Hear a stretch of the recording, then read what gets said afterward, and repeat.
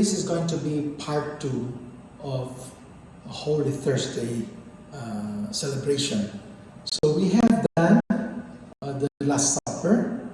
Now we will move on to the washing of the feet and the agony in the garden, and finally the arrest of Jesus. So this part 2 will only focus on the washing of the feet and the agony in the garden. Now, this is what I call or describe the washing of the feet. I call it the Holy Thursday Revolution.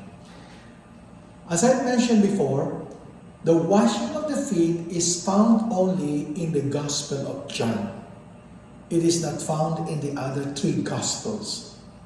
But in the Gospel of John, what is missing is what we usually call the institutionality. In other words, John does not mention about Jesus taking the bread and taking the wine and giving the bread and wine, all those things, the words that he said, they're not there.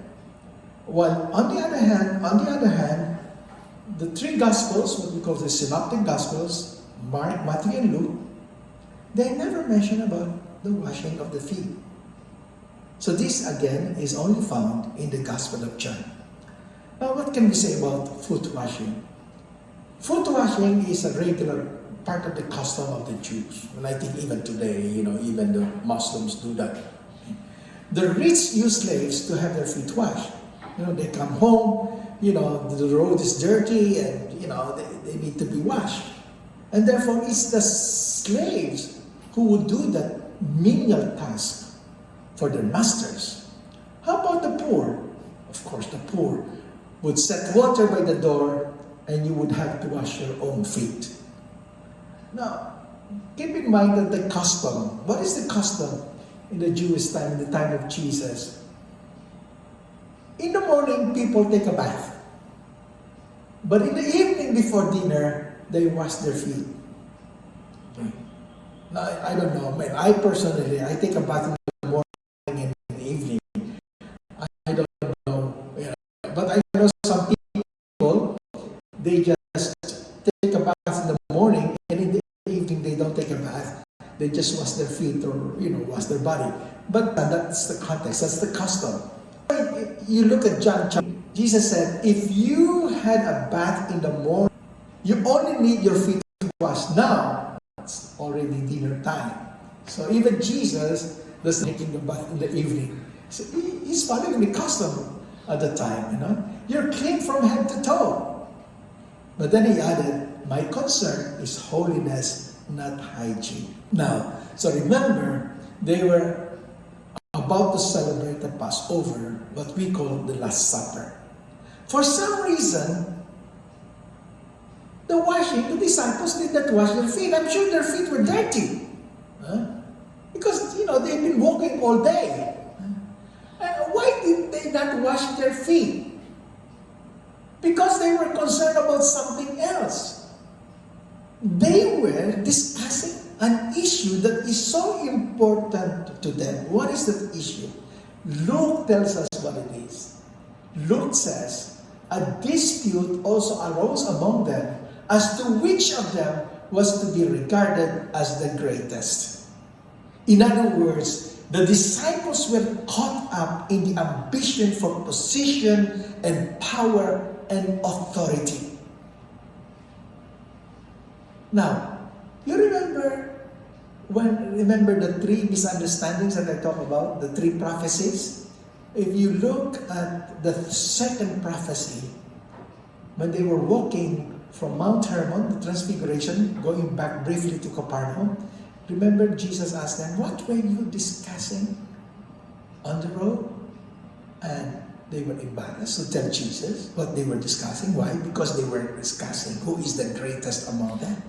And so here again, at the Last Supper, they were discussing who is the greatest among them. They were so concerned about power and authority. Just like many of us, I suppose.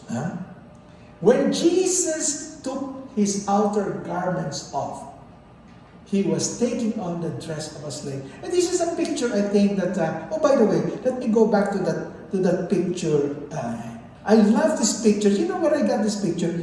This is the unfinished painting of Leonardo da Vinci. Unfortunately, he did not finish it. What he finished is what we are familiar with. It's a long table and they are seated on that long table.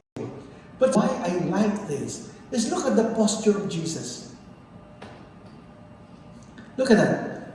When you see, you can Google this, by the way. He was so frustrated with his disciples. He was just so frustrated because they were arguing right there at the Last Supper. It's beautiful. Unfortunately, he was not able to finish that painting. So the disciples were so caught up in the ambition for position and power and authority. So Jesus took off his outer garments, and by doing so, he was taking on the dress of a slave. Look, it's a nice painting. Jesus was naked from top down to the waist. I'm sure when Jesus took off his outer garment, the disciples were shocked, as any Jew would be. Keep that in mind. The background is the disciples arguing about who is the greatest, and Jesus made himself a slave. And that's why when he approached Peter, what was Peter's reaction? You shall never wash my feet. And Jesus responds, if I do not wash you, you have no share with me. In other words, I'm trying to change the whole structure and mentality and way of relationship of people, beginning with you. You who are so concerned about power and authority. That's the Roman way of thinking. That's the Empire of Rome. That is, remember I told you, the peasant's position against the imperial possession. And this is the backdrop of the whole Holy Week. And Jesus, this is the kind of revolution that Jesus is talking about. Not the revolution that the disciples were expecting, throwing the Romans out, but a deeper, more profound revolution that starts with the heart. Changing the mind from ambition, from concern for power and authority, to become a servant. So the disciples need to realize that the glory of the gospel is through death and service, not through position and authority. And if Peter refused to enter into that kind of world, into that kind of mentality, into that kind of structure of the kingdom of God, then there's no way of participating in it. He can remain in the kingdom of Caesar. And that's why in John it will continue. Do you understand what I have done to you? You address me as teacher and master, and rightly so. That is what I am. So if I, the master and teacher, wash your feet, you must now wash each other's feet.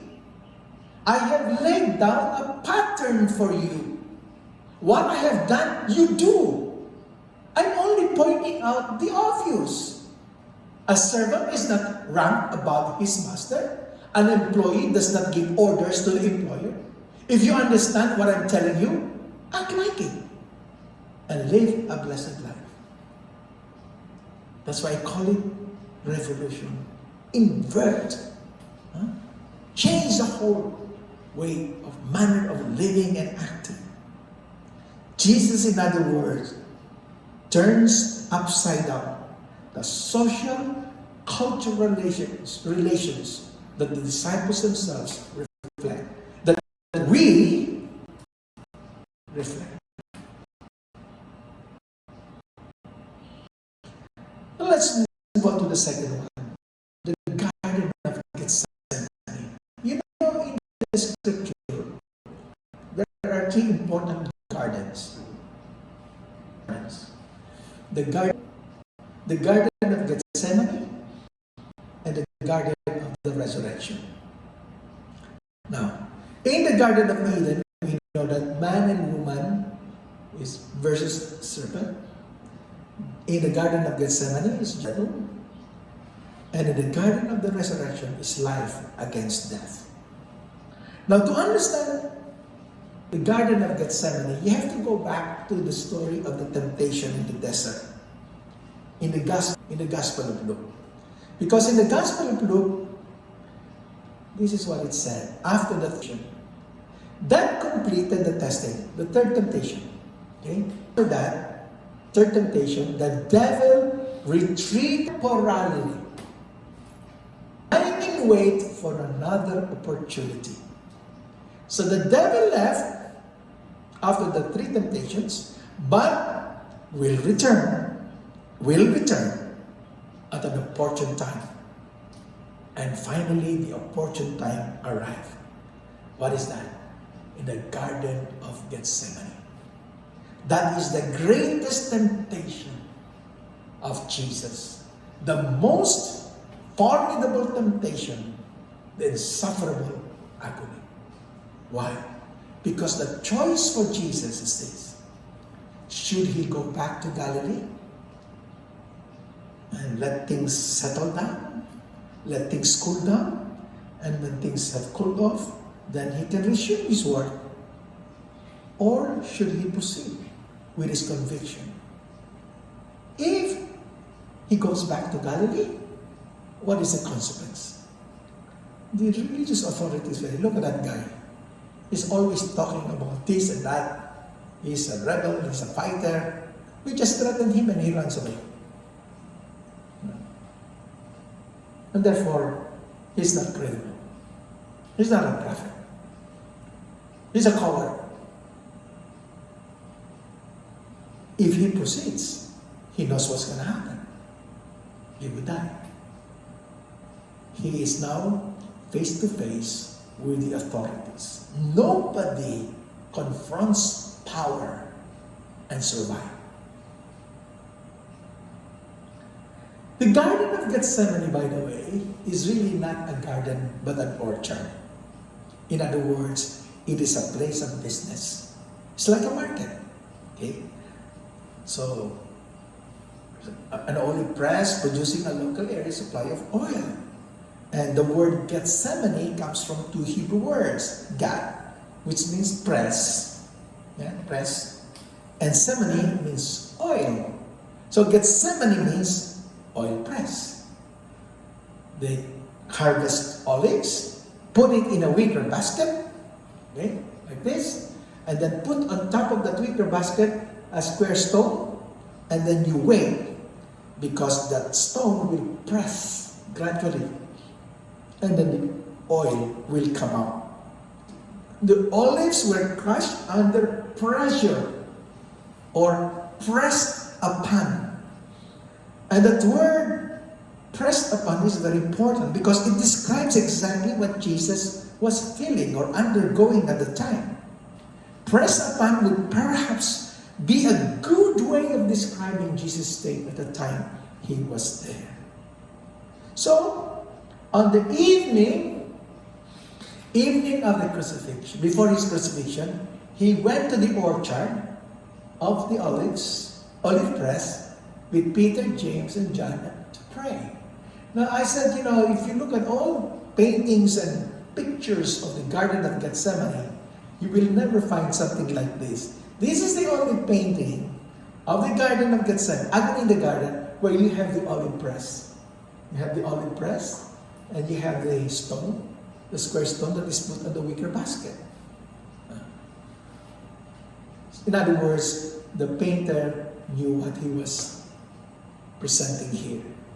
It is therefore no mistake that Jesus spent his last evening in the Garden of Gethsemane. And Luke describes the pressure Jesus suffered that evening.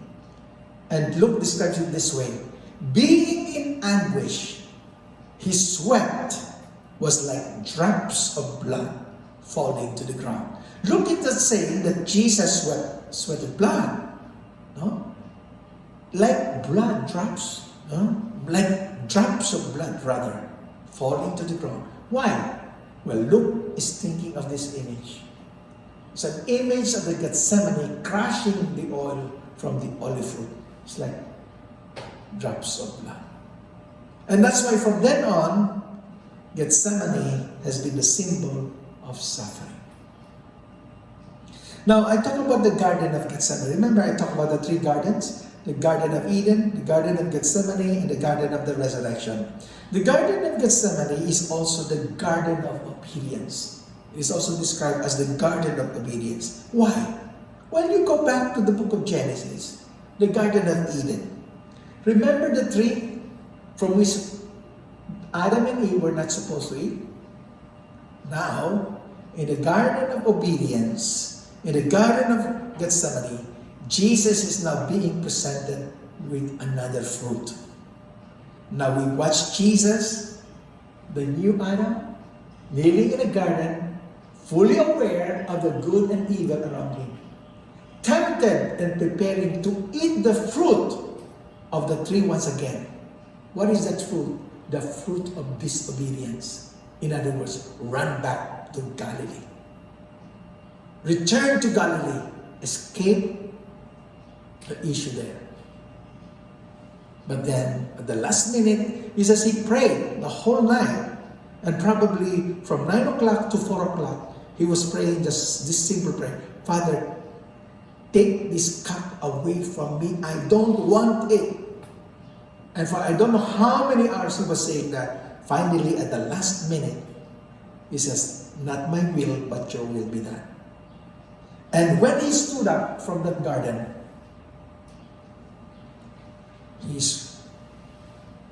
when Jesus left that garden, he left with his crisis resolved. I really think that when he stood up from that